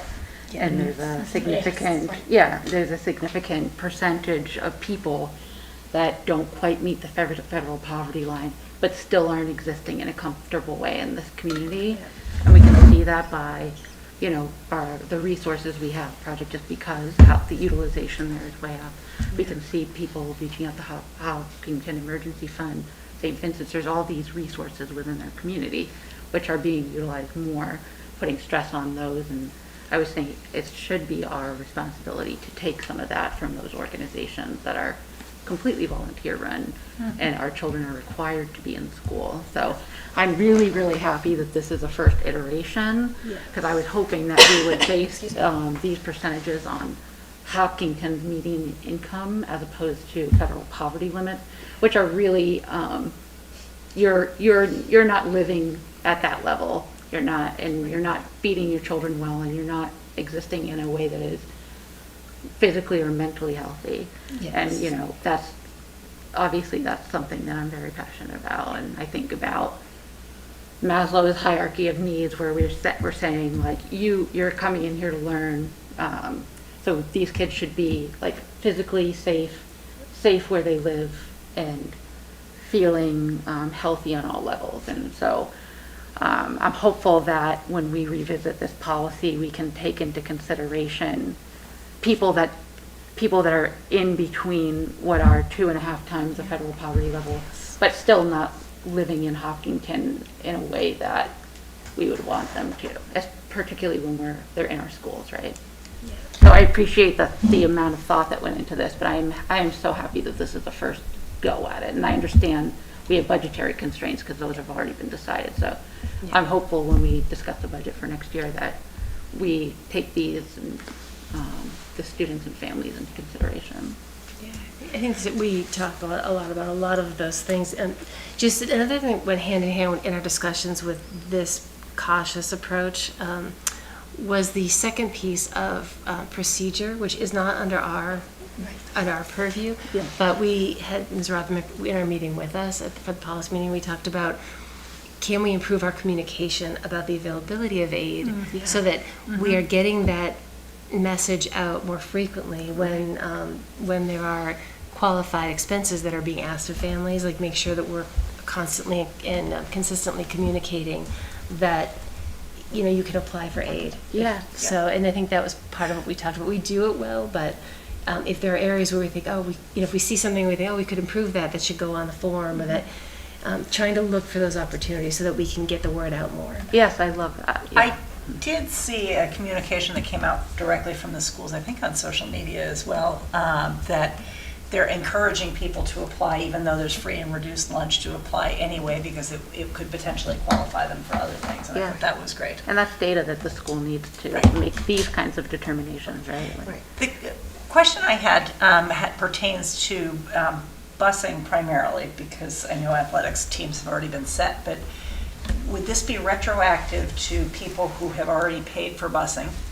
Would be one question. The second question is, if qualifying for reduced or free busing, people have now slid into that, would we be able to find space for them on the buses to try to get more kids out of cars and onto buses? Yeah, I mean, you would always look for a way to get them on a bus. If one particular bus gets more crowded and we have to slide a bus stop over to another bus, we do try to, we would figure out a way to get that family on. Yeah. Thank you. So one question here, when we're talking procedure versus policy, is the policy itself changing, or because those tables aren't in the policy per se. Right. So that's the one piece that we were, with full respect that this is just a small step in the right direction, but we wanted it to try to happen now. Yeah. Because there's so much that needs time and thought that needs to go into this, and if we spend all that time and thought, it may not be for months down the line. Right. So this sort of shift to the 2.5 per times the poverty level table is kind of what we were hoping to add into the policy, and that way we would spell out exactly how folks would qualify today, and then moving forward, we just wanted to make sure that it sounds like you have the message, but this is a work in progress. Right. We just didn't have our last meeting. Every time someone asked a question, it started a whole new slew of questions, and you just we got so into so many. Well, that brings up another great point, and so just to try to get some progress made on this at the beginning of the school year, we were hoping for this, and then we want to continue to work on it throughout the rest of the year. I think this is great. Do you have a proposed motion that you had in mind that you would like us to take actions to include that table into the determination? I think that is essentially the motion. Right, that's what we're looking at. But I guess we should have probably. We didn't. The draft of the policy. I'm looking. So it's not Yeah, I was right? going to It's say, not- I can't find the draft, like I can't see what's So currently. it would be a motion to accept the new financial assistance guidelines as presented tonight. That's perfect, because it really doesn't we change the going to- policy today, because I think we have we started to talk about a philosophical sentence about what we believe students should have access to and equity, and I think all of those things are really important, but we didn't want to go through, that's going to take a lot of iterations and work, and it's September 1st, so we thought, let's do this. This is something we think we can afford. We think it will help some more families. It's a positive step, and then let's really work it. Right. So from my end, I think I'm just confused, like, I'm not anti this at all. In fact, I want it in, but like. Where is it? Where is it? In the And where bottom. does- Go to the bottom of the policy. It's linked as one of the. The policy, tonight's packet was like 1 billion pages, so Right. it's hard to get to that Yeah, point it's scrolling. 156 scroll pages. far enough. PRC or FRM. Can So we it just- add some language in the motion that gives us maybe not a deadline, but like a notice that we are going to revisit the policy sooner rather than later. Because my fear is, I don't want people that are struggling to see this and think that this is a permanent change and this is what we are happy with. Like people that don't necessarily watch all the school committee meetings, which I'm sure tons of people do. But I want to make sure that if somebody reads this policy and they're like, wait a minute, how am I supposed to live? This doesn't feel good. I want to make sure that they know that we're going to revisit it soon. If that's something that we can do for our motions. I also just want to throw out, because Robert is here, that a lot of these policies you might hear or see impacts at the schools. Please feel free to jump in on any of our conversations where you feel like there's a perspective. I would love your perspective on anything we talk about. Maybe not this one, I don't know about. So how about this? So how about looking for a motion to accept the new financial assistance guidelines as presented with the intention of revisiting the policy in this school year? Yes, that would be wonderful. Thank you. So moved. Okay. So there is a motion by Leah. Is there a second? I'll second. Second by Holly. All those in favor? Aye. And thank you very much to Dr. Kavanaugh and Mrs. Rothermick and to the policy working group for Thank you so moving much. this so quickly. Yeah, I appreciate the thoughtfulness that went into this, and it's great. Thank you. Me too. We'll be talking more. Yeah, I know you guys did a lot of work behind the scenes, but it's a short number of weeks that it has been brought forward from the first mention of it back in August, or early August I think it was, but until now it's pretty fast moving for us. I wasn't expecting anything so quickly, so it's wonderful. The second day of school. This moves us into item G, which is the superintendent goals and indicators. I know that the indicators we did have today. I don't know how much people have had an opportunity to look at them, but we do have a hard copy here. Do you want to say? Sure, I'll just walk them through them very quickly. That would be great. Not expecting a vote tonight, or? Sorry, Nancy, do you want to explain? We have a new member who doesn't maybe know what an indicator is. Could you include that in your explanation? I'm sure I'm happy to talk about that. Yeah, sure. When the state transitioned to creating rubrics for educator evaluation, what they did was they created 4 standards, and under those standards there are indicators, and under those indicators there are elements. And so it used to be that when building principals or superintendents were evaluated, you did that at the element level, and there were 33 elements, I think, for teachers, probably a similar number for administrators and superintendents. So a few years ago, we decided to attend a DESE workshop where they talked about superintendent evaluation, and this group opted to look at the indicator. So the indicators, as you can see here, fall under sort of 4 different categories. There's instruction, there are things that fall under management, there are things that fall under communication, and things that fall under like sort of community relations. So those are how the 4 standards work, and then I just chose, well, I'll tell you, I usually choose 2 under each one, and I'll explain when I get to standard 3 why I only chose 1 there. So I'll just kind of zip through them. Indicator 1B is under instruction, and you can take a look at that. I won't read the whole thing out loud for you, but I'll tell you why I chose that one. I am thinking that as we go into 22-23, and I think our building principals tonight kind of confirm this, that not only do we have kids who are coming to us with a little bit of learning loss, I think Hopkinton fared better than a lot of other communities, but our students have really had some kind of social loss. So a lot of the things that they would have learned socially by being in classrooms together and just sort of doing those kinds of school routines, those things aren't at where we would want them to be. You know that I always talk about the shifts in our demographics, so we do have very different cultural demands. And so my opening day speech with teachers, I talked about 6 different sort of buckets that I really feel like we need to work on. And I think in my goals as well, I talk about how do you weave those things together, because we have a director of English language acquisition, equity, and access, so we have that piece. We have a director of social emotional learning. We have people who are coming in to talk to us about cultural proficiency. We have got teachers who are working with growth mindset. We had someone come in to do some restorative justice So how do they all kind of bundle?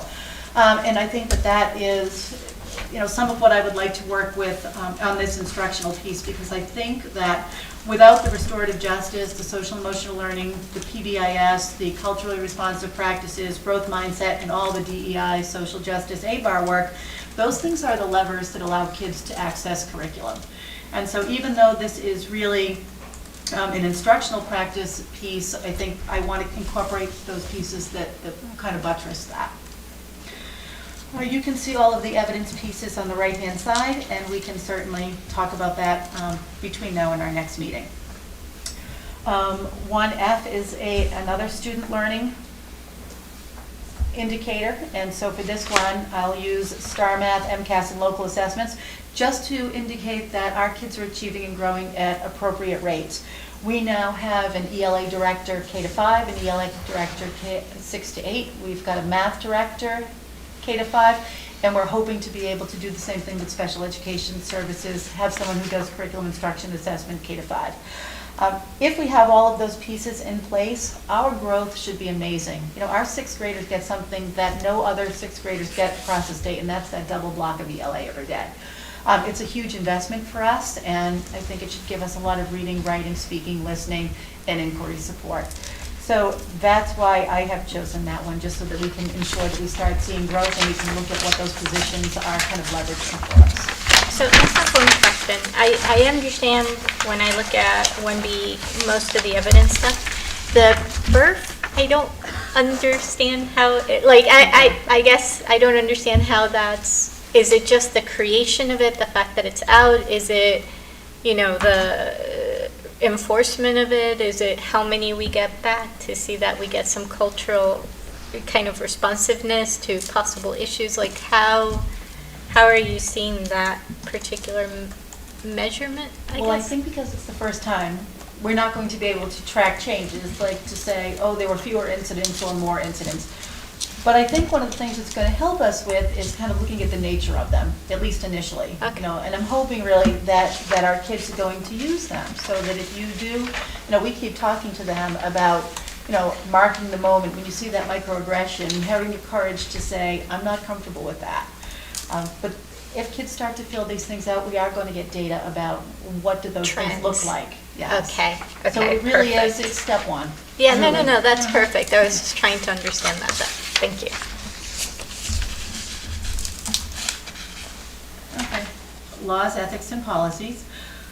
This one, that so much of my job really is about ensuring that, working with the school committee to ensure that policy is sound, to guard the district against potential liability, to model ethical behavior, and to work really respectfully with our bargaining units. But a big piece of this one for me is still that work that we do with the Hopkinton Teachers Association.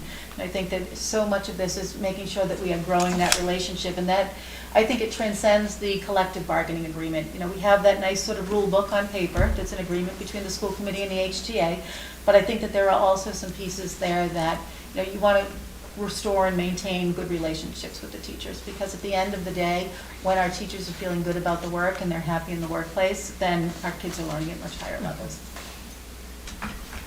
I love that you called that out. Yeah. Fiscal systems, I've had this one in before. There are times when I've taken out, but I put it back here because I am predicting that this might be the hardest budget year we have ever had.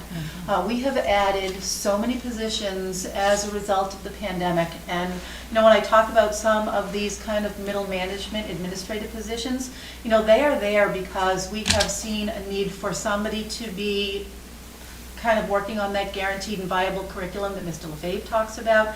Those, when Mr. Bishop was talking about looking at, are we having the same number of assessments across from one course to another?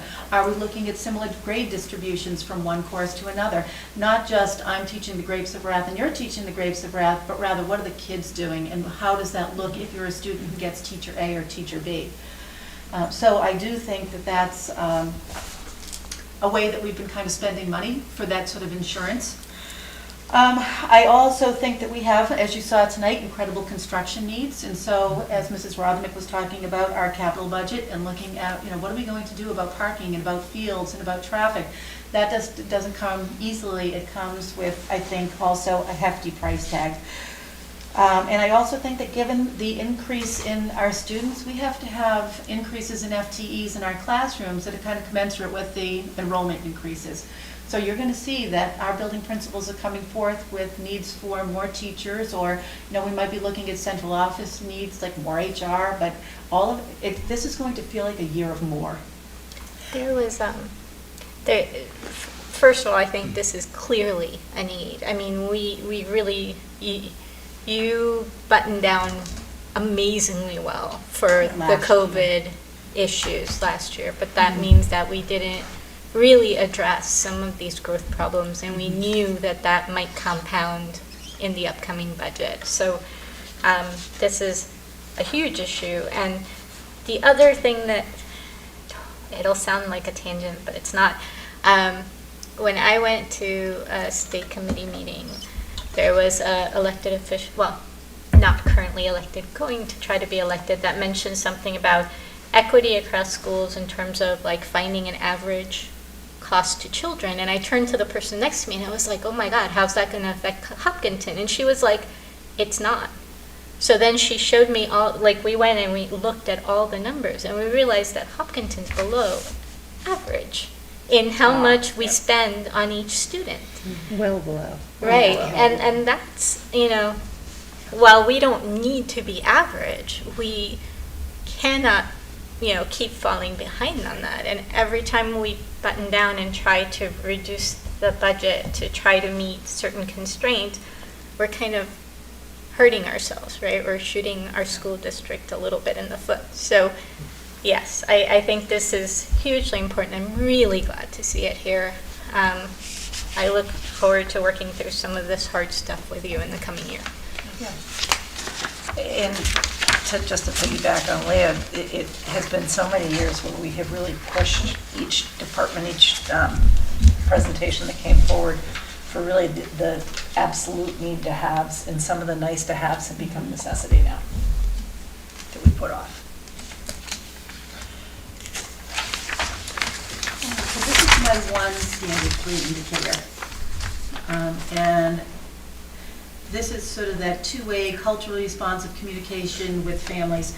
And this is something that I think our administrators, especially the building administrators, have been working on for a while, but we have started to do some work. We've been working with Blackprint, and this year we have a lot of work that we'll be doing with them around cultural proficiency. We've defined what cultural proficiency means to us, and now it's time to sort of take that language and enact it. And so are we going to be sort of better at the end of this year for having gone through all of this work with the CRI-UP, which are the culturally responsive instruction observable practices. And so that's what we'll be working on with Blackprint. We'll be going into classrooms and looking to see, they've got an entire outline of what are good culturally responsive instructional practices. And the same thing now is happening with DESE. DESE also has a culturally responsive teaching rubric. And so we'll take those two documents and we'll be able to go into classrooms and see how these things are manifest or not, so that we can start working on that at the classroom level. But a lot of this will be too this year about getting our administrators to a place where they really understand all of those proficiencies. Can I ask a question on this one? Just curious, have we done the culturally responsive IOP, whatever? CRI-UP. Have we done that with our central office practices and procedures, and have we looked at, I see the yes or the no, I'm not sure, but have we looked at how we are folding in culturally responsive practices to things like, I don't know, transportation or new student enrollment and things like that? Well, this year during admin retreat on the second day, we brought in someone from Blackprint whose name is Lisette Castillo. She was one of the people who had come to tour the district. Yeah. And she spent 2.5, 3 hours with us and did a really nice presentation on the cultural proficiencies and then walked us through the CRI-UP, but everyone was there. Okay. So HR was there, transportation was there, Tim, Building and Grounds was there. So, I really do feel good about the fact that our central office people are seeing these competencies as well. Great. And they may not look exactly, in central office as they do in a classroom, but they're easily transferable. Yeah. You're thinking have anything else about that? No, I think the point is well taken, that everyone, no matter what their domain, whether it be instructional or operational, was leaning into the work and seeing that it really is a hallmark and a priority of everything we do. And I think that we're going to see it permeate even more so, even though it already is, but I think we're going to see it in even richer ways and probably more at the forefront than ever before. Great. Yes. Jen Suker and I had a meeting with one of the leaders of Blackburn today, and so we were able to sort of map out some of our goals for PD around this as well, like right down to dates and times, so that felt good. All right, so I did not add another standard 3 because I feel like a lot of this work is in my goals, a lot of it is in 1B, and so to just add another one in felt a little superfluous. Sorry. All right, so off to standard 4, continuous learning. This is, again, one where, we have our administrators and our teachers really being reflective about their practices, using student data, using current research, using best practices. And I think you know that I am very data-driven and that I like to stay on top of things that are, moving districts forward and new literature, new research. So I added this one in, and again, you see the mention of all of the director positions that we've added. The assurance of a guaranteed and viable curriculum, high-quality instruction, common assessments, data-driven differentiation. And I don't mind doubling down on this one because I think that we really need it right now. We keep saying that this is going to be our return to teaching and learning. And before, I think I was looking at how do all of those other measures like SEL and CRI-UP and that support that, but we've really got to get back to what I think is some really good teaching and learning. And so we need both pieces, I think.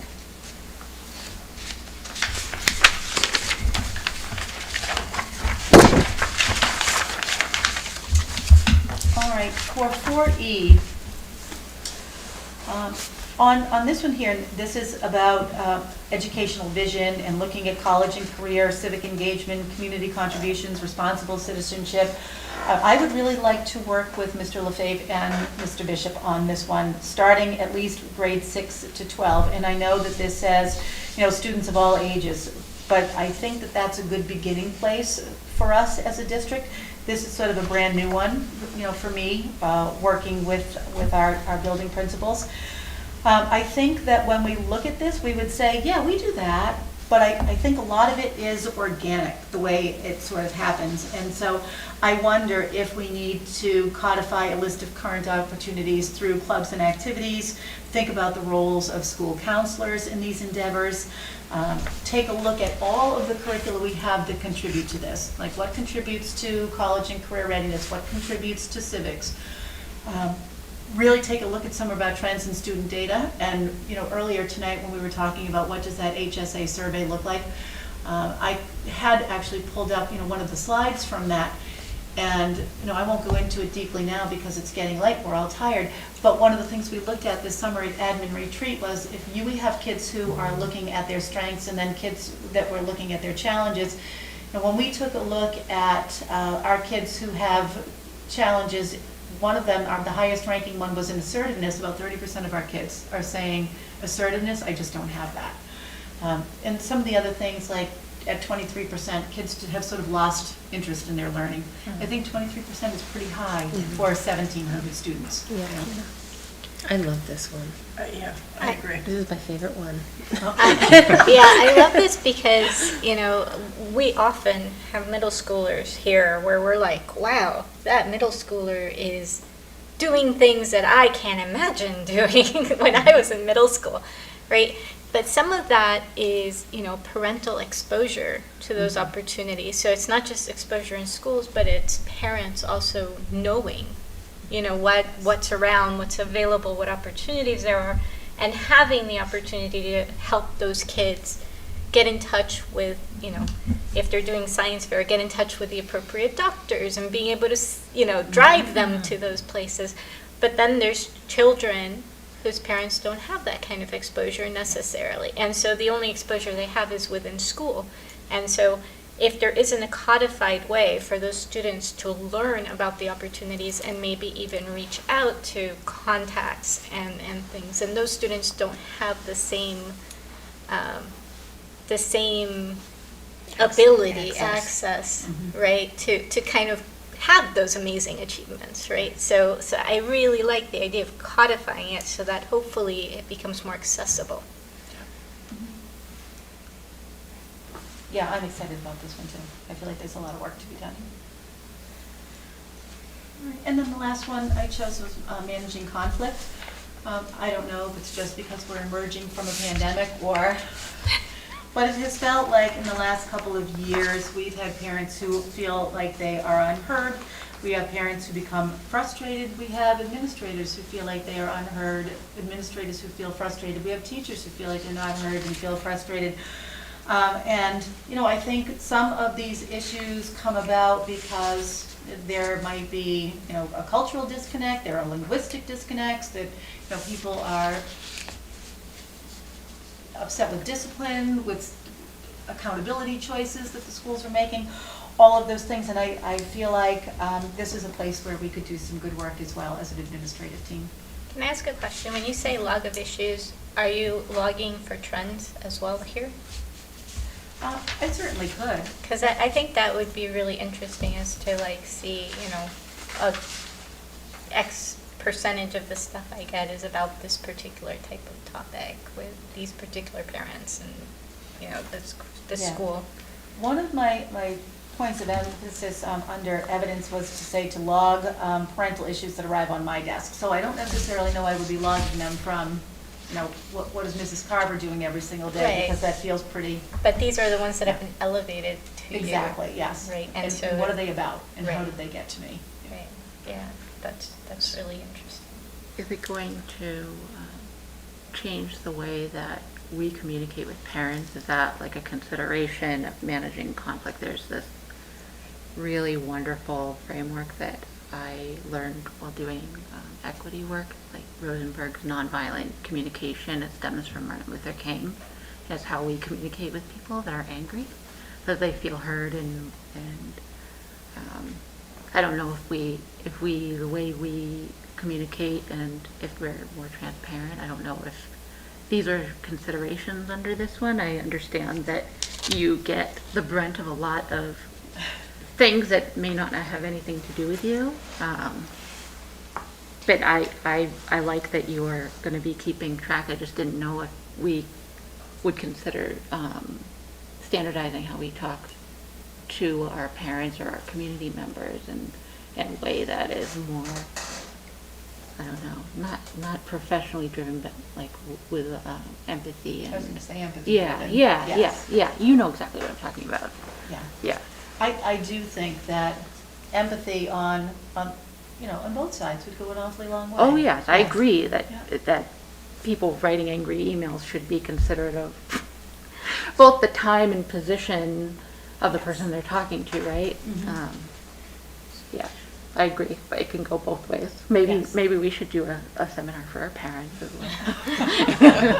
Or a webinar. Or a webinar, Before yeah. you write that email. Yeah, or I have like some really good book recommendations that nobody would want to read. But yeah, I appreciate this one because I can understand like you have a lot of stakeholders.